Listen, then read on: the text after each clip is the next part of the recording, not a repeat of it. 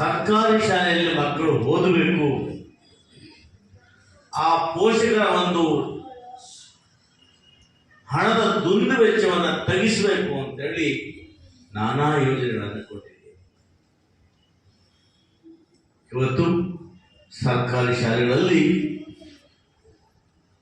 LKG ಇಂದ 8ನೇ ತರಗತಿವರೆಗೂ ಕೂಡ ಇಂಗ್ಲಿಷ್ನ ಶಾಲೆಗಳಲ್ಲಿ ನಡೆಸ್ತಕ್ಕಂಥದ್ದು, ಪ್ರತಿ ಶಾಲೆಯಲ್ಲೂ ಕೂಡ ಬಿಸಿ ಊಟವನ್ನು ಕೊಡ್ತಕ್ಕಂಥದ್ದು, ಮಕ್ಕಳಿಗೆ ಯೂನಿಫಾರ್ಮ್ ಕೊಡ್ತೇವೆ, ಶೂ ಕೊಡ್ತೇವೆ, ಪುಸ್ತಕ ಕೊಡ್ತೇವೆ, ಒಳ್ಳೆ ಕನ್ನಡ ಕಟ್ಕೊಟ್ಟು ಪ್ರತಿ ಶಾಲೆಯಲ್ಲೂ ಕೂಡ ನೀರಿನ ಸೌಕರ್ಯ, ಶೌಚಾಲಯ ವ್ಯವಸ್ಥೆಯನ್ನು ಮಾಡ್ತೇವೆ.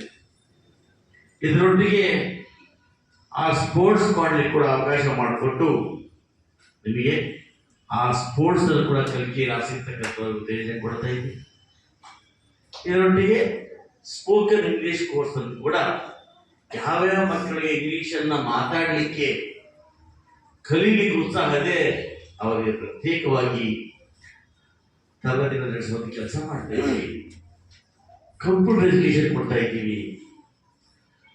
ಇಷ್ಟೆಲ್ಲ ಮಾಡ್ತಾ ಇದ್ರು ಕೂಡ ಯಾಕೋ ಮಕ್ಕಳು ಪೋಷಕರು ಸರ್ಕಾರಿ ಶಾಲೆ ಕಡೆ ಗಮನ ಕೊಡೋದು.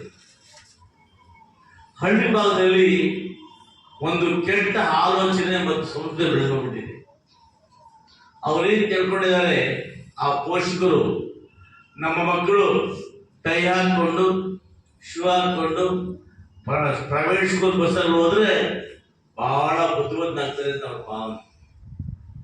ಇವತ್ತು ನೋಡಿದ್ರೆ ಕೇವಲ ಸಣ್ಣ ಮಕ್ಕಳನ್ನ ಇವತ್ತು ನಾವು ಆ ಮುಸಲ್ಮಾನ್ ಬಾಂಧವರ 2 ಮಕ್ಕಳನ್ನ ನೋಡಿದಾಗ ಎಷ್ಟು ಸ್ಪಷ್ಟವಾಗಿ ವಿಚಾರ ಮಾಡ್ತಾರೆ.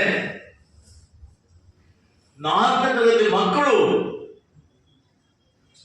ಎಷ್ಟು ಚೆನ್ನಾಗಿ ಮಾತಾಡ್ತಾರೆ ಅಂದ್ರೆ ನಿಜ ಕೂಡ ಸಂತೋಷ. ಪ್ರೈವೇಟ್ ಶಾಲೆಗಳಲ್ಲಿ ಹೋಗಿ ನೀವು ಇಷ್ಟು ಮಾತಾಡಿ ಮಕ್ಕಳು ಸಾಧ್ಯನೇ ಇಲ್ಲ.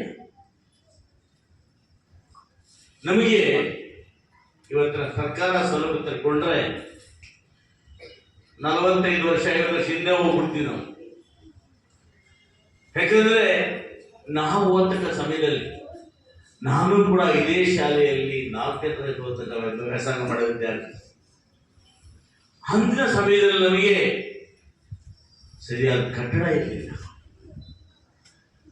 ಓಡಾಡಲಿಕ್ಕೆ ಕೊಡಲಿಕ್ಕೆ ವ್ಯವಸ್ಥೆ ಇರಲಿಲ್ಲ, ಪುಸ್ತಕ ಕೊಡ್ತಾ ಇರಲಿಲ್ಲ. ಆದರೆ ಇವತ್ತು ನೋಡಿದ್ರೆ ನಮಗೆ ಇಂಗ್ಲಿಷ್ ಪ್ರಾರಂಭ